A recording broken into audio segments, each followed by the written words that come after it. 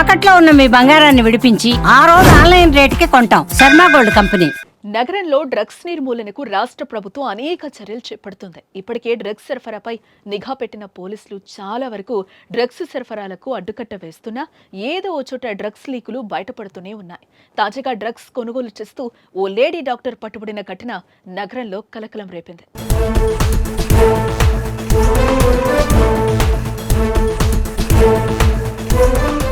డాక్టర్గా ప్రజలకు సేవ చేయాల్సిన ఓ వైద్యురాలు తప్పుడు మార్గంలో నడిచి డ్రగ్స్ కు బానిసై డ్రగ్స్ తీసుకుంటూ పోలీసులకు పట్టుబడి కటకటాల్లోకెళ్లింది.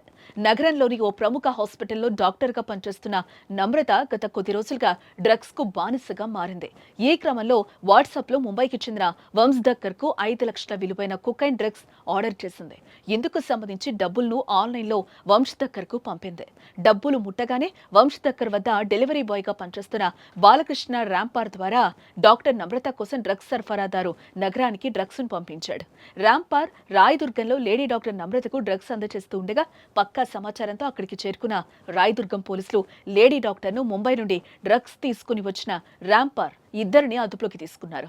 పట్టుబడ్డ వారి వద్ద నుండి 5 లక్షల విలువైన 53 గ్రాముల కొకైన్ డ్రగ్స్, 10,000 నగదు, 2 సెల్ ఫోన్లు స్వాధీనం చేసుకున్నారు. ఇకపోతే పోలీసుల విచారణలో విస్తుపోయే విషయాలు వెలుగులోకి వచ్చినట్లుగా తెలుస్తోంది. డాక్టర్గా పనిచేస్తున్న నమ్రత డ్రగ్స్ కు బానిసగా మారి ఇప్పటి వరకు 70 లక్షల వరకు డ్రగ్స్ కోసం ఖర్చు చేసినట్లు పోలీసులు గుర్తించారు. డ్రగ్స్ సరఫరా కొనుగోలుకు సంబంధించి కేసు నమోదు చేసి దర్యాప్తు చేస్తున్నట్లుగా రాయదుర్గం సిఐ తెలిపారు.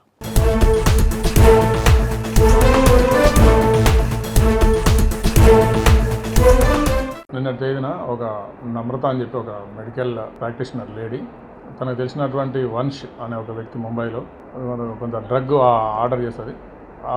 దానికి సంబంధించినటువంటి సప్లై ఇవ్వడం కోసం ఒక బాలకృష్ణ అనే ఒక వ్యక్తి వచ్చి రాయదుర్గం ఏరియాలో ఆ లేడీకి హ్యాండ్ ఓవర్ చేస్తుంటే పోలీసు వాళ్ళు ట్రాక్ చేసి పట్టుకొని వాళ్ళిద్దరి మీద కూడా కేసు రిజిస్టర్ చేసి వాళ్ళ దగ్గర నుండి ఒక 10,000 rupees cash, 53 grams cocaine, 2 cell ఫోన్లు రికవర్ చేసేసి వాళ్ళిద్దరి మీద కూడా కేసు చేసి రిమాండ్ చేయడం జరిగింది.